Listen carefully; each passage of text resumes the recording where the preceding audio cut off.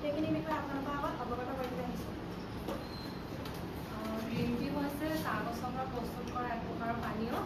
Green tea সাধাৰণতে সাধাৰণ চাহ যেনেকৈ প্ৰস্তুত কৰা হয় গ্ৰীণ টি তেনেদৰে প্ৰস্তুত কৰা নহয়। ইয়াৰ পদ্ধতিটো সম্পূৰ্ণ বেলেগ।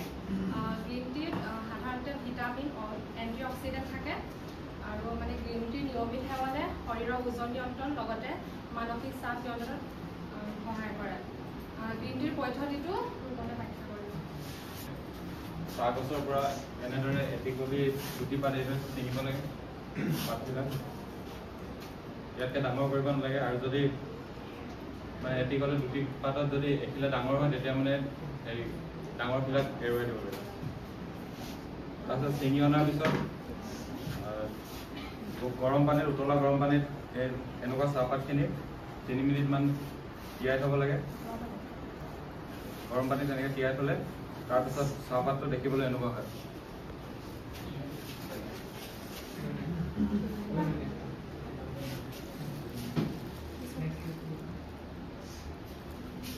তাৰপিছত এনেকৈ এখন ঢাৰি বা হেৰিত মেলি দিয়া হয় তাত ঠাণ্ডা হ'বলৈ, আৰু তাৰপিছত তাক ৰোলিং মেচিন বা হাতেৰেও ইয়াক ৰোলিং কৰিব পাৰি।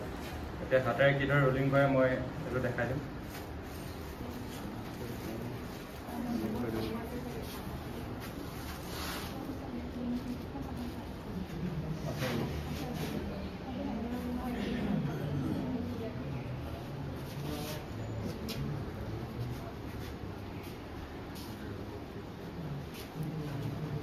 গৰম পানী উতলাৰ পাছত ইয়াত মেচিন, এইটো ৰুলিং মেচিন, ইয়াৰ সহায়ত মেচিনৰ সহায়ত ৰুলিং কৰা হয় আৰু হাতেৰেও কৰিব পাৰি। ৰুমতে দেখাই পৰিমাণটো কম হ'ল কাৰণে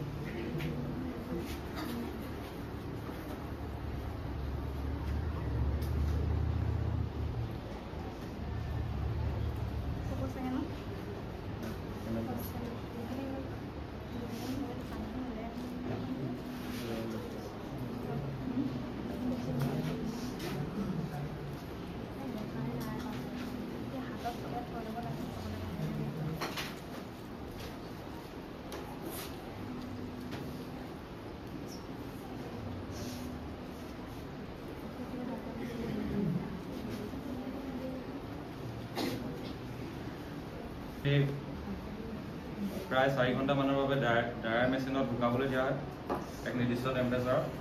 আৰু টেম্পাৰেচাৰ যদি চাহপাতটো যদি বেছিকৈ দেৰি পৰি যোৱা টাইপ হয় তেতিয়া টেম্পাৰেচাৰটো অলপ কমাই দিব লাগে। আৰু 4 ঘণ্টা ড্ৰায়াৰ মেচিনত দিয়াৰ পিছত ইয়াৰ ফাইনেল প্ৰডাক্টটো এইটো এনেদৰে দেখিবলৈ এনেকুৱা।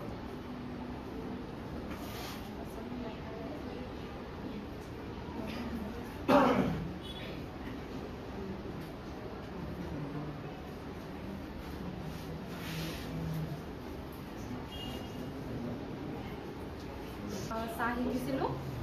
তাৰপিছত এটা হৈছিলে হোৱাইট টি। হোৱাইট টিটোৰ অকল চাহ গছৰ অকল কলিটো চিঙা হয়। এই কলিটো অকল হোৱাইট টিৰ কাৰণে চিঙা হয়। আৰু এই কলিটো চিঙি অনাৰ পাছত 2-3 দিন ফেনৰ তলত ড্ৰাই কৰি দিলে হোৱাইট টি হৈ যায় প্ৰস্তুত হৈ যায়।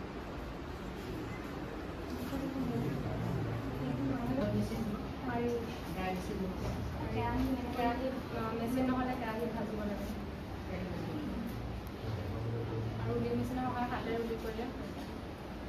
ব্লেক টি আৰু গ্ৰীণ টিৰ প্ৰচেছটো একেই, খালি গ্ৰীণ টিটো এনেকৈ উতলা পানীত বইল কৰিব লাগে, তাৰপিছত ব্লেক টিটো নালাগে। ব্লেক টিটো অকল শুকুৱাই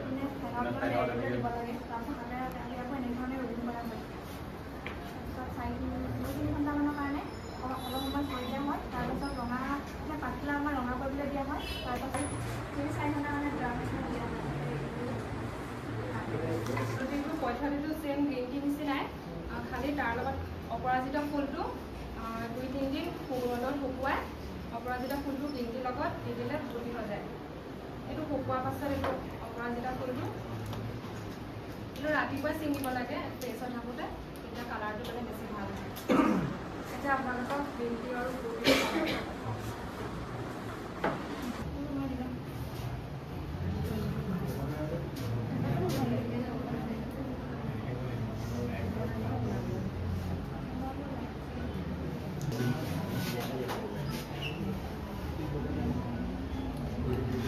মানে পাতটো দি উতলালে বেছি ভাল হয়।